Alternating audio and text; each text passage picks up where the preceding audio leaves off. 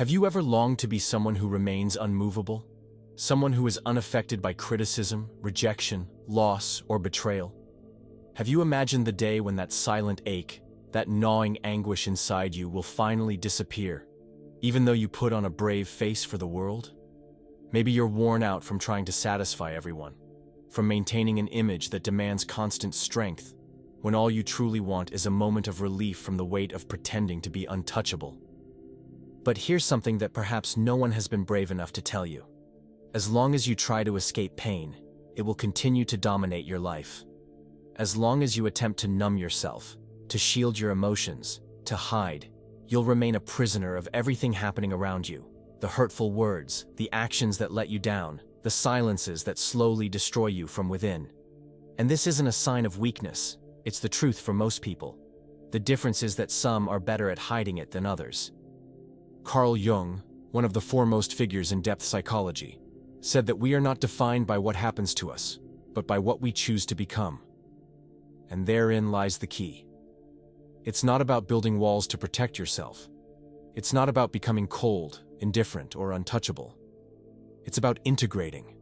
It's about bringing to the surface everything that currently dwells in the darkness within you. True strength isn't the absence of pain, but the deep awareness of who you truly are, even in your most vulnerable moments. If you've reached this point, it's not by accident. This message is for you, the one who is weary of self-inflicted pain caused by everything and everyone around you. This is for you, the one who feels constantly at an emotional disadvantage, as if others hold power over you that you can't quite grasp. I want to show you that it doesn't have to be this way. But to do so, you'll need to confront some uncomfortable truths that may sting. And perhaps, for the first time, this pain will set you free. Let's dive in.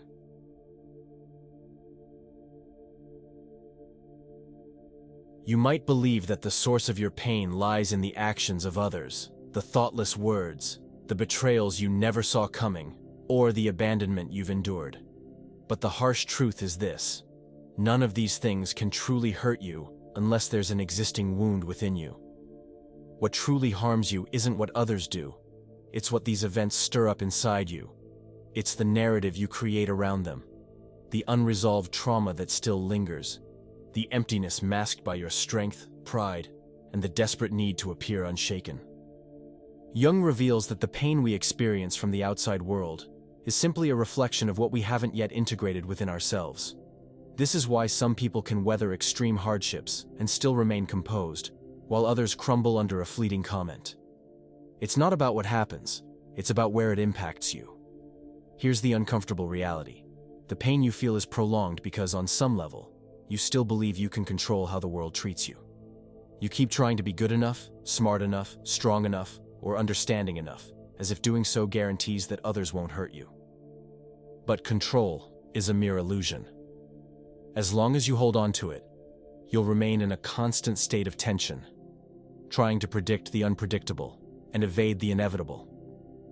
If you want to stop suffering, stop shielding yourself from it. What you need isn't more control, but greater awareness. If you continue to believe that others need to change for you to stop feeling pain, you'll remain at the mercy of their actions. True freedom begins when you realize that what comes from the outside only has power if it resonates with something inside of you. This is where the real battle lies, within the unconscious. What you don't see, don't understand, and don't control, controls you. This is what we'll dive into next. Get ready to go deeper, because this is where real transformation begins. If this resonates with you, click the subscribe button to continue on this journey with us. Thank you for your support. The greatest lie you've been told is that you control your life, that you are in charge when you wake up. But the truth is, you're not. At least not as long as you're running on autopilot, reacting without understanding why, feeling emotions without knowing their origin, and making choices that you end up sabotaging later. Carl Jung put it clearly when he said, "Until you make the unconscious conscious, it will direct your life, and you will call it fate." This is exactly what is happening to you now. The pain you experience, the anger that erupts unexpectedly, the sadness that overwhelms you without reason. None of this is random. These are messages from parts of you that have been neglected, ignored, or buried. Jung described this hidden realm as the unconscious. And it's not just a jumble of vague thoughts. It's a powerful force, an entire system of memories, traumas, desires, and fears that you avoid facing. Yet it continues to shape how you feel and act. You might wonder why certain words devastate you while others don't seem to be affected. It's because those words touch deep, unresolved points within you. And if they still trigger you, it's because you've never confronted them. Instead, you've swept them under the psychological rug, and now you keep tripping over them. Jung said that nothing can change until we accept it. Rejection doesn't free you, it binds you. And what have you been doing? Judging yourself, repressing your feelings, silencing yourself, thinking it will solve everything. But the truth is, the unconscious doesn't vanish just because you ignore it. It simply manifests in more destructive ways. Through toxic relationships you repeat, self-sabotaging patterns you can't break, or anxieties that appear when things seem fine. This isn't just bad luck. It's your unconscious trying to awaken you, but you keep choosing to stay asleep. Do you want to stop being hurt? Then stop running from what's inside. Because as long as you're unaware of your unconscious, you'll remain a puppet to your emotions. And the more you attempt to shield yourself from external pain, the more exposed you become to internal suffering. But there's a way out, and it doesn't lie in defense. It lies in integration. Becoming untouchable isn't about resistance. It's about profound self-awareness. This is what we'll explore next. What does it really mean to be someone who is unshakable? And why does this strength not come from building armor, but from embracing acceptance? Let's continue. Many people believe that the only way to protect themselves from hurt is by shutting others out. They build barriers, wear masks, and create emotional shields, pretending nothing bothers them. They say, "I don't care anymore. It doesn't affect me." But deep down, they are still bleeding. They continue to decay from the inside because the issue isn't the feelings themselves. The problem lies in not understanding what you're feeling and why. This only happens when you don't yet know who you truly are. Jung made it clear when he said, "Know all the theories, master all the techniques, but when touching a human soul, be just another human soul." The soul you try so hard to protect behind a cold, unbreakable exterior is begging to be seen. Emotional strength isn't about shutting yourself off from pain. It isn't about avoiding conflict or pretending nothing matters. True strength is about integration, about accepting and illuminating everything you've hidden in the shadows. You don't become untouchable by building walls around yourself. You become untouchable when you realize that nothing from the outside can affect what you've already fully embraced inside. When you make peace with your shadows, your fears, your flaws and insecurities, you stop reacting to everything around you. You regain control. You are no longer a puppet to your emotions, and that is real freedom. Jung referred to this as individuation, the process of becoming your true self, not what others expect from you, not the image you've created to gain acceptance, but what arises from within, where light and shadow meet, where ego and unconscious collide. Individuation, Jung emphasized, is not about achieving perfection. It's about integration. You don't need to become a better version of yourself. You simply need to become whole.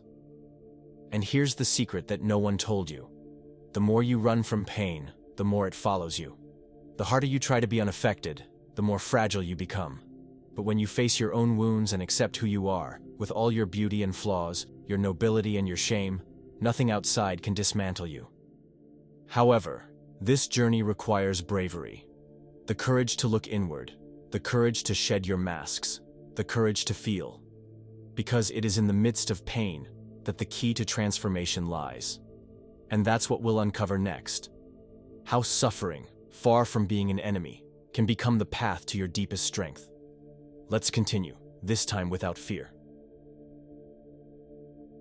From a young age, you were taught to despise pain.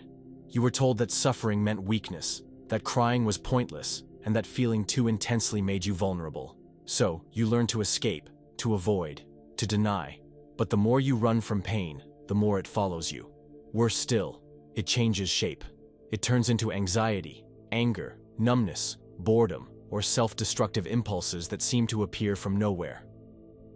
Unaddressed pain doesn't disappear. It simply burrows deeper inside, until one day, without warning, it all collapses. Jung saw pain through a different lens. He believed that suffering was a messenger from the soul, an alarm bell from the unconscious, a language the self uses to get your attention. He described depression as a woman in black. When she arrives, don't push her away. Invite her in, offer her a seat, and listen to what she has to say. But you don't listen. You silence yourself. You distract yourself. You keep yourself busy, numb, doing everything to avoid facing the deeper truth. What is this pain trying to reveal to you? The reality is that suffering stings so much because you're still at war within yourself. A part of you longs to grow, while another part clings to the familiar. There's a call for transformation deep inside you, but your ego, which is used to control, tries to suppress it.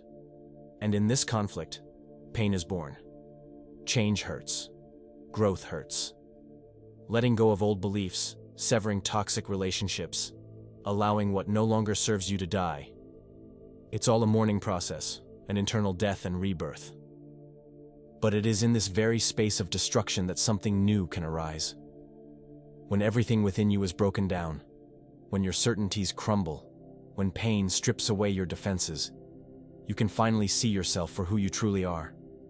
Without the masks, without the performances, without the facade. And in that moment, suffering becomes sacred, because it leads you to the one thing that can truly set you free: yourself. Jung understood this. He knew that suffering wasn't a failure, it was part of the journey. Pain isn't the end. It's the beginning of the path to individuation. The problem is that most people give up before they cross the dark valley. They run. They distract themselves. They retreat to the surface. But not you.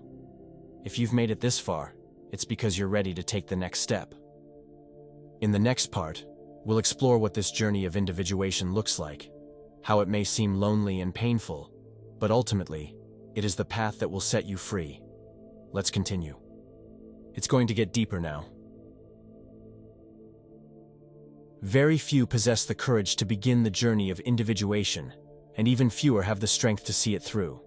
This path offers no promises of comfort or security.